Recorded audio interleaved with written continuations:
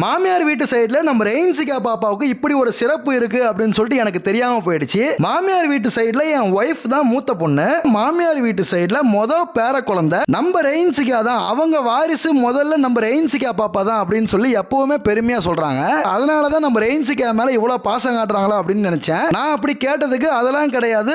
பேர குழந்தையா இருந்தாலும் சரி, எப்படி இருந்தாலும் சரி, நாங்க காட்டுற பாசம் எப்பவுமே ஒண்ணுதான் அப்படின்னு சொன்னாங்க. பாருங்க, மாமியார் வீட்டுல எங்க பார்த்தாலுமே நம்ம ரெயின்சிகா போட்டோ ஃப்ரேம் மட்டும்தான் இருக்குது. ரெயின்சிகாவோட தாய் மாமா ரெயின்சிகாவோட போட்டோஸ் எல்லாம் எடுத்து ஃப்ரேமா பண்ணி அவங்க வீட்டுல வச்சிருக்காங்க.